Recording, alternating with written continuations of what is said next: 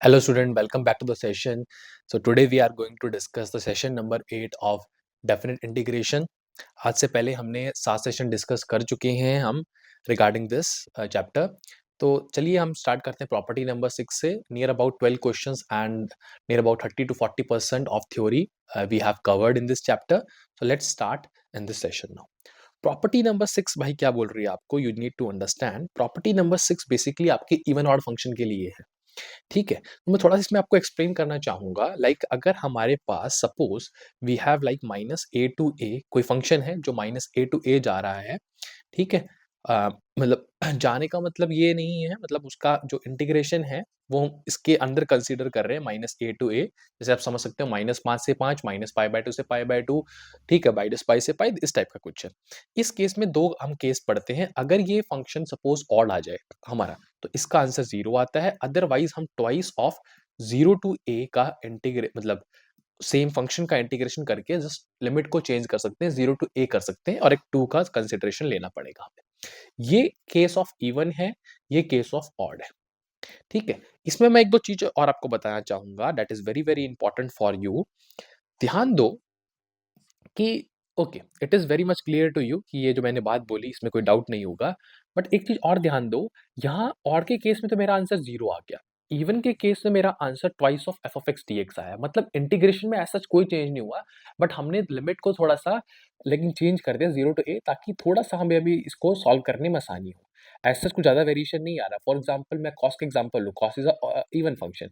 आपको integration cos का करना ही पड़ेगा, that is minus sine x. ठीक है, बट आपकी लिमिट पहले माइनस पाई बाय 2 से पाई बाय 2 थी. अब उसको आप 0 टू पाई बाय 2 लेके, मतलब सपोज़ मैं एग्जांपल दे रहा हूँ, ठीक है? If it happen in that case, ठीक है? तो अब 0 टू पाई बाय 2 लेके उसका ट्वाइस करके निकाल सकते हो, ठीक है? तो ये इंपॉर्टेंट चीज़ है यहाँ पर. तो अब लिमिट्स के लिए थोड़ी आपको मतलब रिलैक्सेशन मिल जाएगी, थोड़ा अच्छा होगा और आपकी कैलकुलेशन में आसानी होगी. ये चीज़ है. अब इवन ऑड का आपको पता भी होगा, लाइक अगर हम फंक्शन में माइनस एक्स पुट करते हैं इन प्लेस ऑफ एक्स, कुछ नहीं है. अगर एक फंक्शन है उसमें एक्स की जगह माइनस एक्स पुट किया, आपको सेम फंक्शन मिल गया, that is your even. You know it very well. और अगर आपने फंक्शन में फिर एक्स की जगह माइनस एक्स पुट किया, आपको फंक्शन मिला बट एक बाहर माइनस साइन आ गया, दैट इज़ योर ऑड.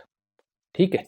इसका एग्जांपल, जैसे इसका एग्जांपल आप ले सकते हो cos x. cos में आप माइनस एक्स पुट करोगे तो cos x ही दे देगा, तो वो एज इट इज सेम आ गया, मतलब दिस टू आर सेम. लेकिन sin x में आप जब x से माइनस एक्स पुट करोगे, साइन बाहर आ जाएगा, तो दैट्स विल ये कहते हैं कि माइनस का कंसिडरेशन होगा ओरिजिनल फंक्शन से. तो इसका एग्जांपल sin x आप ले सकते हो, ठीक है? That's the think about this. तो यहाँ पर भी हमने सेम चीज लिखी है, that is minus A to A. अगर हम करते हैं तो ट्वाइस ऑफ ये लेना है in case of even function. Even की definition I have told you. 0 लेना है in case of odd function. Odd की definition I have told you. This property is used if the integrand is your, यहाँ पर आगे लिखा है, is either even और ऑड फंक्शन. आपको पता है जनरली अगर हम इस कैटेगराइज वे में बात करें तो हमारे पास इवन ऑड और एनओएनई फंक्शन होता है, यानी कि neither odd neither even. But neither odd neither even के लिए ये कोई यूजफुल नहीं है. ओनली फॉर इवन और ऑड. ऑड हुआ तो आपको 0 कर देना है, आपका काम ही खत्म हो जाता है. इवन हुआ तो आपका काम आसान हो जाएगा only in case of limit putting.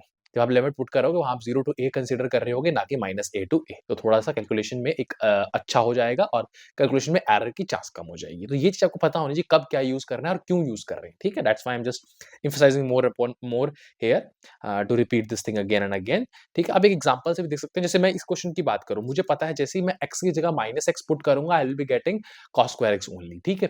तो मेरे कहने का मतलब it is a even function. Now it is a even function, ये बात तो क्लियर है. लेकिन मैं जो आपको पहले एक्सप्लेन कर रहा था वो ये बताना चाहूंगा, अभी भी आप cos स्क्वायर x का इंटीग्रेशन करोगे, आपको कोई रिलैक्सेशन नहीं मिली उसमें, बट आपकी लिमिट आप 0 टू पाई बाय 2 ले सकते हो, बस एक 2 फैक्टर बाहर लेके cos स्क्वायर x. इसका फायदा होता क्या है?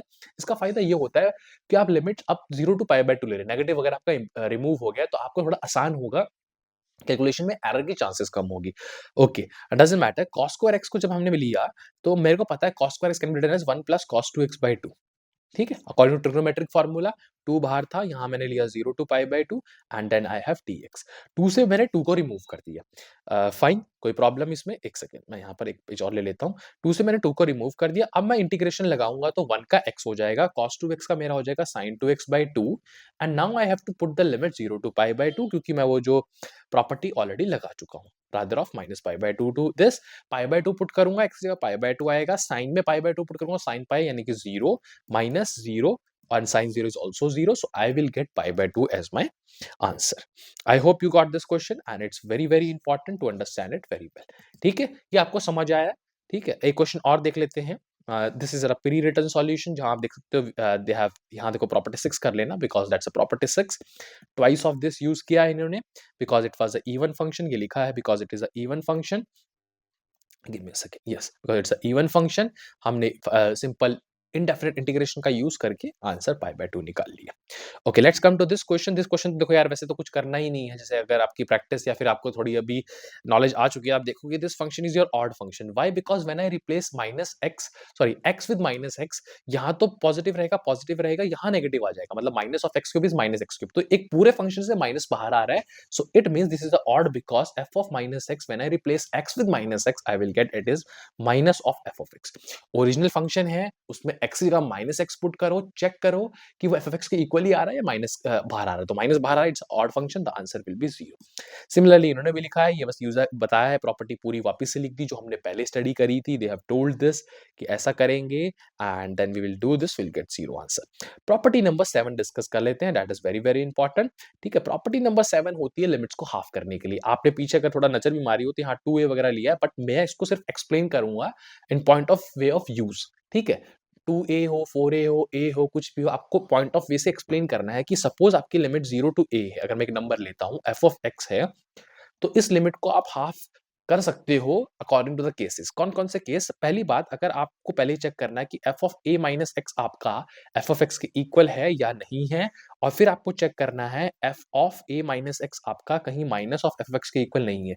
ये कुछ इवन ऑड जैसा ही लग रहा है, बट ये कोई डेफिनेशन नहीं है ना भाई इवन ऑड की, तो आई कांट से दैट। ठीक है, आई फिर रिपीट करूंगा, this is not the definition of even odd। f of a minus x is equal to f of x बोलना, या फिर f of a minus x is equal to ये even odd बस उस जैसा है। अगर ऐसा होता है तो मेरा आंसर जो आएगा that will be, मैं लिमिट को हाफ कर सकता हूँ, that is 0 to a by 2 f of x, और वही 2 को मैं कंसीडर करूंगा। तो प्रॉपर्टी 6 जैसी है, बट 6 में specifically we are talking about even odd, और यहाँ पर we will be talking about, लेकिन देखो जैसे अगर मैं बोलूँ this is that. Okay, so fine, तो यहाँ मैं अगर स्पेसिफिकली बोलूँ, so it will be like this कि f of a minus X is equal to this, and when I speak specifically, तो यहाँ मैं बोलूँगा it will be 0। Fine, so property इसको मैंने एक्सप्लेन कर दिया है, थोड़ा सा वापस से मैं नेक्स्ट क्लास में इस प्रॉपर्टी को लूंगा and I will try to explain you again this property very well, and we are going to see the question. थोड़ा छोटा सेशन रखा हमने, meeting in the next session now.